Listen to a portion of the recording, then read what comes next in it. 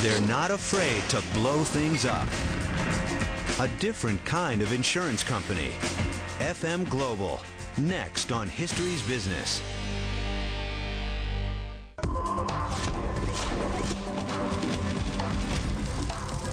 Fell for a fifth day, dropping less than 0.1%. Industrial average 최고도로 달했습니다. Close to break even, and the broader S&P 500.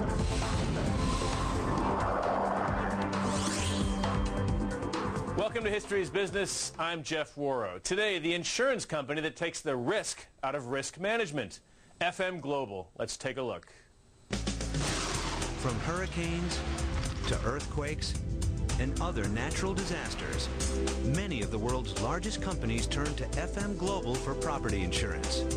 But FM Global is not your typical insurance company. They believe it's better to prevent loss than try to recover from it.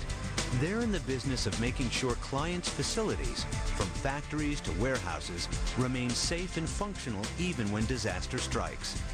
Founded in 1835, FM Global began business when a group of New England mill owners banded together to insure their factories themselves. Today, Rhode Island-based FM Global operates its own high-tech facility where scientists and engineers conduct extensive research.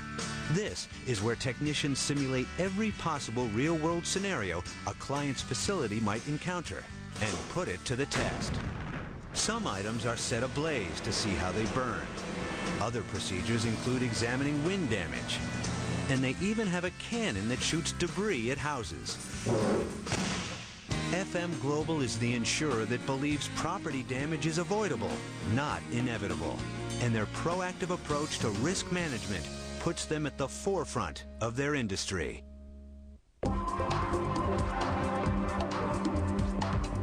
Welcome to History's Business. I'm Jeff Warrow. Joining us today is the chairman and CEO of FM Global, Shivan Subramaniam. Shivan, welcome to History's Business. Thank you. Glad to be here. Well, many of our viewers haven't heard of FM Global. What exactly is it that you do? Well, FM Global is one of the largest business property insurers in the world. Our clients are really represent 1 out of 3 of the Fortune 1000 are our clients. So very large clients are really our base. We're very different from everybody else, from other insurance companies, principally because we believe that losses are preventable. A typical insurance concept is that losses are inevitable, and you can price on that, and that's what insurance is all about. Our focus has always been is that losses are preventable. In order to do that, we bring engineering to bear. We do a lot of basic research. We have engineers, and then we bring those engineers to bear on all of our clients' facilities such that they reduce the chance of a business interruption. So, you know, when the standard insurance models, you have a bunch of actuaries that are predicting risk and then transferring that risk from the client to the insurance company and charging you a premium for it. Right.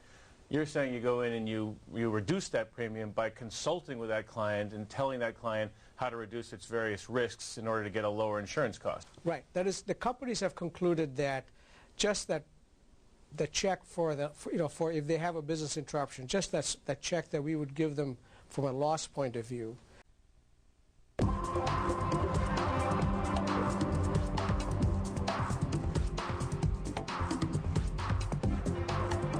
Welcome back to History's Business. Our guest is the chairman and CEO of FM Global, Shivan Subramaniam. Shivan, welcome back. Now, in the case of FM Global, the history of the company is exceedingly relevant. Talk a little bit about Zacharias Allen, who founds the company in 1835, what his central concept is and how that continues today. We do exactly the same thing. To give you some background, back in 1835, where most of the industrial companies were textile companies. And in those days, textile companies had a frequency of burning down because of the cotton dust in them. Zacharias Allen recognized this, and he decided that he could do something about it from a prevention point of view.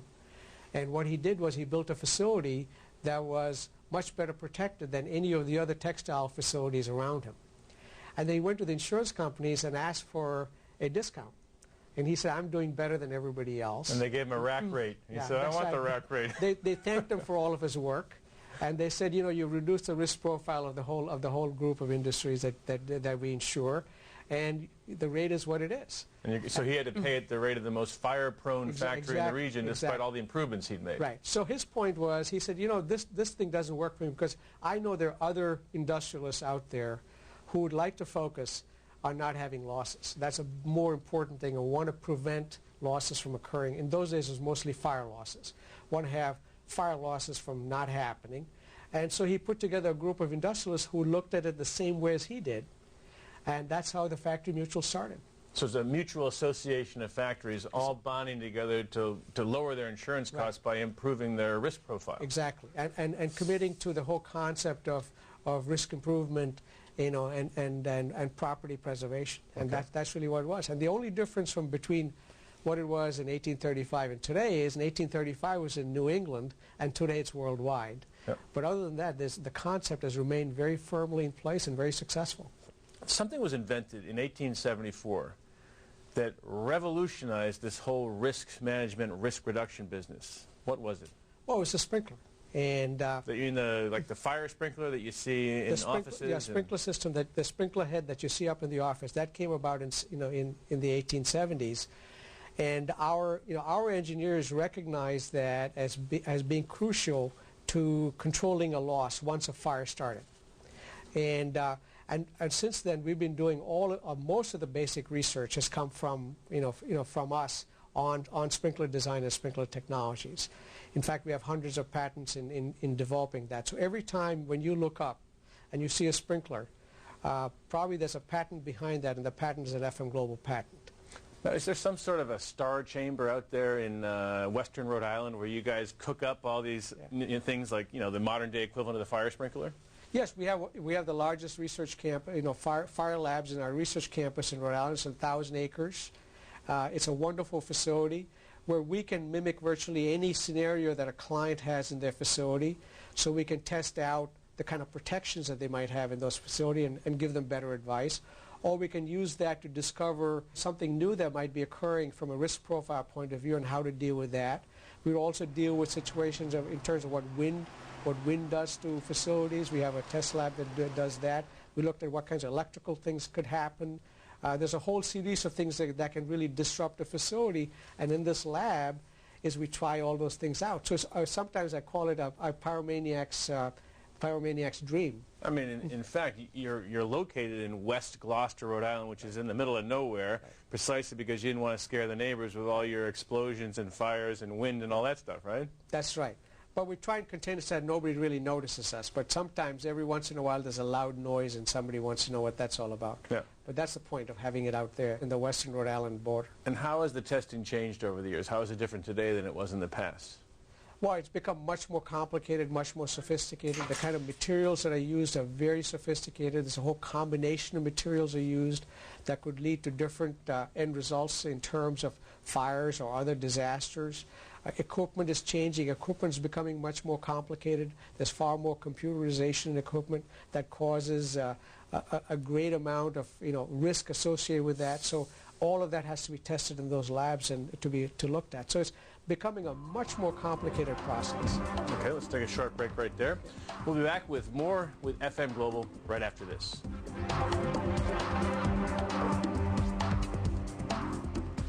FM Global's research campus is the largest facility of its kind. How big is it? A, 400 acres. B, 700 acres. C, 1,200 acres. D, 1,600 acres. The answer when we return.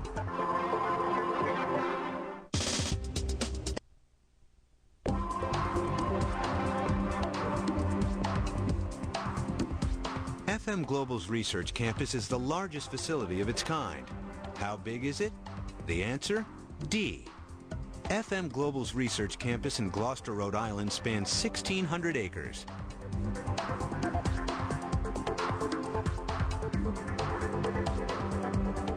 Welcome back to History's Business. We're pleased to be talking with the chairman and CEO of FM Global, Shivan Subramaniam.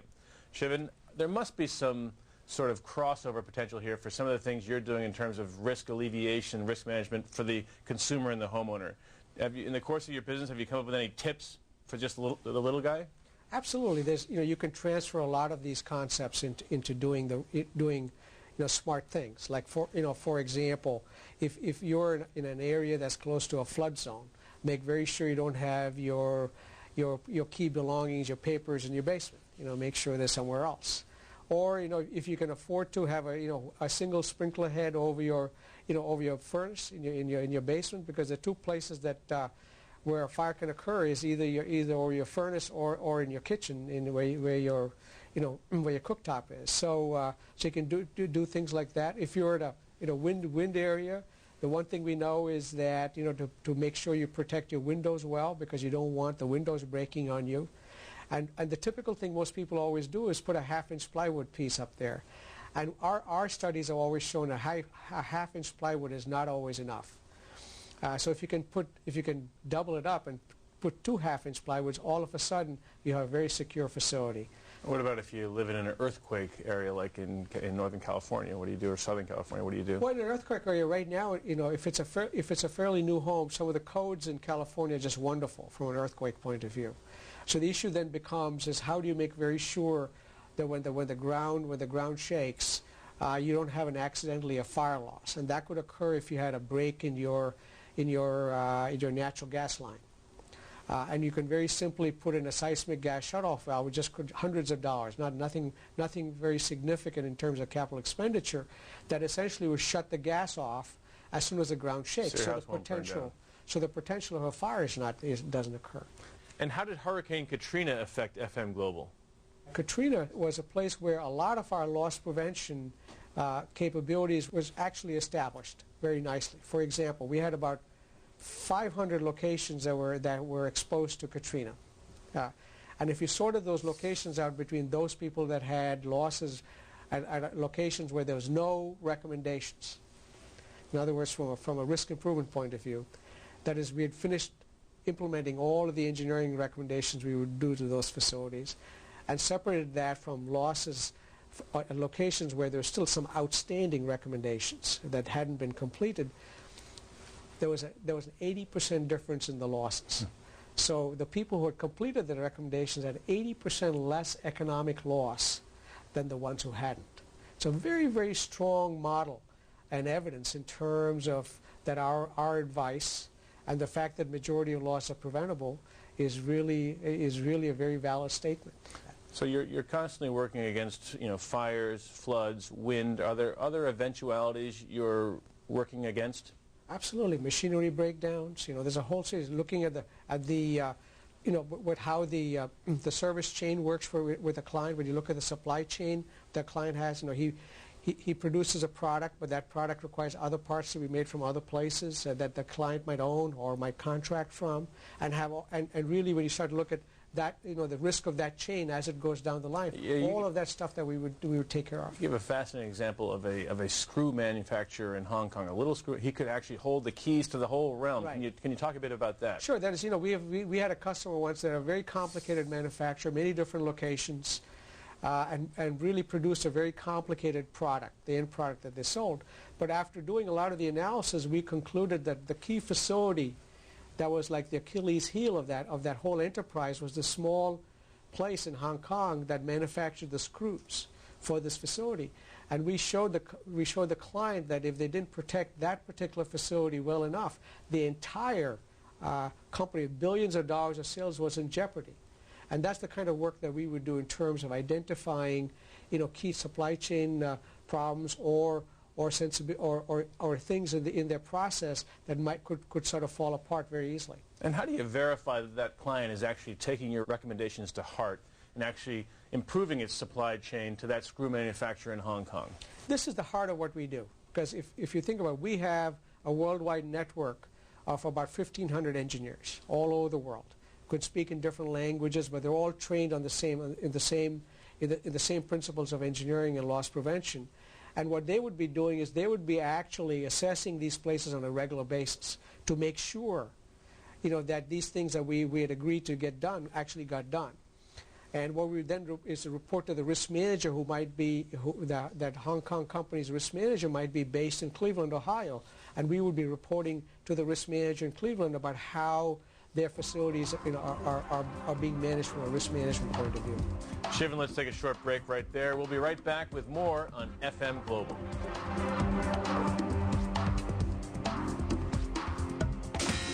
This test researches how resistant windows are to wind-driven debris.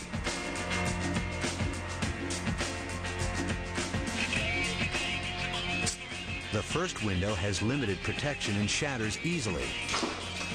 The second window is approved by FM Global and has a projectile-resistant lamination which prevents it from shattering outright.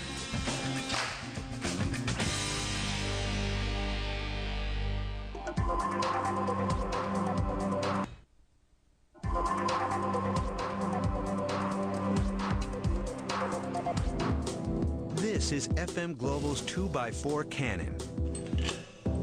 It tests how resistant plywood is to wind-driven projectiles. The cannon simulates the extreme speeds debris can fly during natural disasters.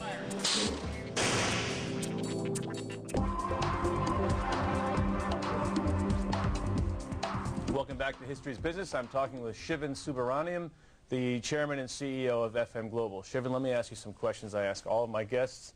First, what was your best moment as CEO? Well, I always think it was back in 2003. We've always believed in what we do, and we are very passionate about what we do. But it was in 2003 when a very reputable, financial magazine recognized us as the best property insurer. And so finally, somebody outside, a third party, we had some third-party validation that we really, did some good work and created some value, for our clients. Sounds like great work. And what's your key to success? Well, from my point is remember to always have an open mind, is to make very sure that you have a lot of smart people around you. And what advice would you give someone just entering the business world? I would say always be, be fair, be transparent, and communicate well. And when you're not being CEO, what do you like to do? Well, I travel a lot with on the road from a business point of view, but I do when I do spend time at home. One of the things we all like to do is to travel to other places, to exotic places. So we've been to